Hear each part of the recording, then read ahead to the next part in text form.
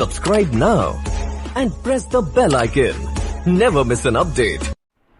हे guys, कैसे हैं आप सब। स्वागत है आप सबका मेरे YouTube चैनल पर। इस वीडियो में हम लोग बात करने वाले हैं प्रिपरेशन स्ट्रेटेजी क्या होनी चाहिए हम किसी भी MBA एग्जाम को क्रैक करने के लिए। इस वीडियो की मैंने पहली सीरीज बना रखी है और उस वीडियो में मैंने MBA से related college courses, application form, eligibility criteria, syllabus, paper pattern सारी चीज़ें मैं बता चुका हूँ। प्लस मैंने ये भी बताया है कि इसका टॉप मोस्ट एग्जाम्स कौन सा है एक अच्छे बी स्कूल्स में जाने के लिए, जो कि कैट है। उससे रिलेटेड कॉलेज कौन से हैं, जो कि IIMs है और नॉन IIMs। मतलब मैंने सारी बेसिक्स डिटेल्स दे दी हैं उसमें। और इस वीडियो में हम लोग बात करेंगे प्रिपरेशन स्ट्रेटेजी क्या होनी चाहिए किसी भी MBA एंट्रेंस एग्जाम को क्रैक करने के लिए। देखा जाए तो MBA के लिए ढेरों सारे एग्जाम है, बट उसमें से जो सबसे टॉप लेवल पे जो एग्जाम आता है वो है कैट। और कैट के बाद फिर जेट, स्नैप, IIFT, उसके बाद से रीजनल लेवल के एग्जाम्स आते हैं। तो मोर और लेस इन सबका सिलेबस सेम रहता है, बस थोड़ा बहुत पेपर पैटर्न में डिफरेंस आता है। जैसे किसी में न्यूमेरिकल्स की क्वांटिटी ज़्यादा रहेगी, किसी में इंग्लिश की क्वांटिटी ज़्यादा रहेगी, तो कहीं न्यूमेरिकल्स थोड़ा सा बिट ट्रिकियर रहेगा। जैसे कि अगर मैथ में देखा जाए तो उसका पेपर लेवल जो होता है कैट के मुकाबले थोड़ा सा कम होता है, बट अगर जेट का देखा जाए तो कैट के मुकाबले थोड़ा सा ट्रिकी क्वेश्चन होता है। बट सिलेबस और बेस दोनों ये सभी पेपर का सेम रहता है। तो आपको जो अपनी बेस है, जो बेसिक सिलेबस है, जैसे कि quantitative aptitude, verbal ability, reading comprehension, logical reasoning, ये सारी चीज़ें आपको अपनी क्लियर रखनी पड़ेंगी, तभी आप जा करके किसी भी एग्जाम को एक अच्छे तरीके से दे सकते हैं। इसकी जो प्रिपरेशन स्ट्रैटेजी है 5 to 6 मंथ इस एग्ज़ाम को क्रैक करने के लिए सफिशिएंट है। और 5 to 6 hour per day study तो आप 90 परसेंटाइल आप ला सकते हैं। अगर आपको 99 परसेंटाइल चाहिए तो 5 to 6 month is sufficient. But हाँ, आपको अपनी इफिशियंसी इफेक्टिव स्टडी दोनों ही बढ़ानी पड़ेगी और काफ़ी कंसंट्रेटेड होकर के आपको अपनी पढ़ाई और करनी पड़ेगी, और आपको काफ़ी प्लानिंग और स्ट्रैटेजी के साथ वर्क करना पड़ेगा, तो जाकर के आप 99 परसेंटाइल या उससे ज़्यादा ला सकते हैं। अगर हम लोग ये बात करें कि हमको कैसे हमें इसकी तैयारी करनी चाहिए, जैसे कि वो ऑनलाइन प्लेटफॉर्म ले, ऑफलाइन ले, या फिर सेल्फ स्टडी करें, या फिर क्या करें। मतलब अगर आपके दिमाग में ऑलरेडी ये कन्फ्यूज़न है कौन सी प्लेटफॉर्म को चूज़ करें, कौन सा प्लेटफॉर्म चूज़ करें, कौन सा बेटर रहेगा प्रिपरेशन के लिए, ऑफलाइन क्लासेस, ऑनलाइन क्लासेस या फिर सेल्फ स्टडी। तो अगर देखा जाए तो इस कोर्स जो MBA है इसको करने के लिए हर एक फील्ड से जो है कैंडिडेट आते हैं। कुछ होते हैं जो ऑलरेडी जॉब कर रहे होंगे, उसके बाद वो प्रिपरेशन करेंगे, फिर वो जाकर के इसके एग्ज़ाम अपीयर होंगे। कुछ वो स्टूडेंट होते हैं जो जस्ट वो अपने ग्रेजुएशन करके फिर इसकी तैयारी करते हैं, उसके बाद से वो इस तैयारी करते हैं, फिर इस एग्ज़ाम में बैठते हैं।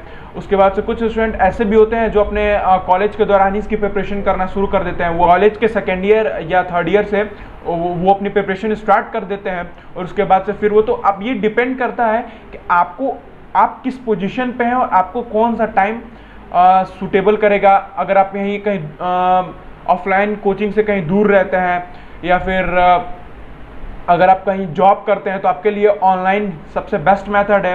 ऑनलाइन के लिए आप अलग अलग कोचिंग इंस्टीट्यूट ज्वाइन कर सकते हैं। ढेरों सारे इंस्टीट्यूट अवेलेबल हैं, कुछ के नाम मैं ले लेता हूँ, जैसे कि बायजूस है, HKF है, उसके बाद आपका iQuanta है, 2IM है। ढेरों सारे ऑनलाइन प्लेटफॉर्म अवेलेबल हैं जिनमें आप अपने आप को इनरोल करा करके और आप पे उसकी फैसिलिटी, उन सब की जो फैसिलिटीज़ हैं उसका जो प्रॉफिट आप ले सकते हैं। ऑफलाइन की अगर हम बात करें तो ऑफलाइन में भी बहुत सारे इंस्टीट्यूट हैं, बट कुछ फेमस है जैसे CL, टाइम, IMS, ये सब इंस्टीट्यूट है जिनके स्टडी मटेरियल और ऑफलाइन क्लासेस इन दोनों ही अच्छे हैं। और इनके ऑनलाइन क्लासेस भी चलती हैं जिनमें आप इनरोल करा करके आप इनमें क्लासेस ले सकते हैं। कौन सा प्लेटफॉर्म सही रहेगा, कैसा सही नहीं रहेगा, कौन सही रहेगा, कौन सही नहीं रहेगा, इसका टोटल जो फाइनल डिसीजन होगा वो आप पे यही डिपेंड करता है कि आप किस पोजीशन पे फिट बैठते हैं, आपको कौन सी सुटेबल टाइमिंग अच्छी रहेगी जहां पर आप प्रॉपर सेल्फ स्टडी भी कर सके, प्लस अच्छे तरीके से आपको गाइडेंस भी मिल सके और अच्छे तरीके से आपका सिलेबस भी कवर हो सके।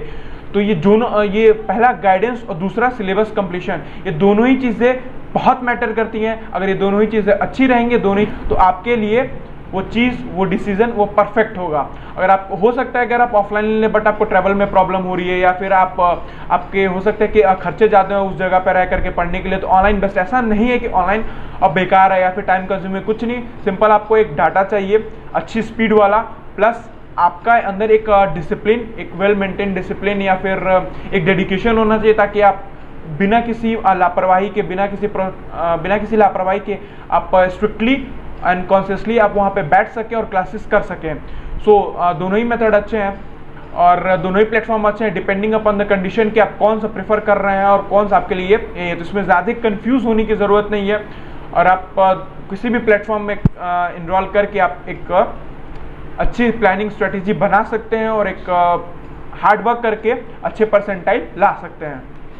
यदि अगर आप कैट की प्रिपरेशन करते हैं तो उसके अंदर आपके जैट और एनमेट, मैट, स्नैप, IAFT सभी एग्जाम्स कवर हो जाते हैं और आप और ज़्यादा उसकी डिटेल एनालिसिस के लिए आप उसके प्रीवियस ईयर पेपर देख सकते हैं। आप उसके प्रीवियस ईयर पेपर को देख सकते हैं और अच्छे तरीके से एनालिसिस कर सकते हैं, पेपर पैटर्न को जान सकते हैं। कैट के अलावा कि बाकी के पेपर पैटर्न क्या होता है, अगर आपको प्रीवियस ईयर पेपर चाहिए तो आप पर्टिकुलर उसका एग्ज़ाम की वेबसाइट पे जा करके, अगर आपको जेड चाहिए तो जेड की वेबसाइट पे आप जाइए और आप उसके प्रीवियस ईयर पेपर मिल जाएंगे।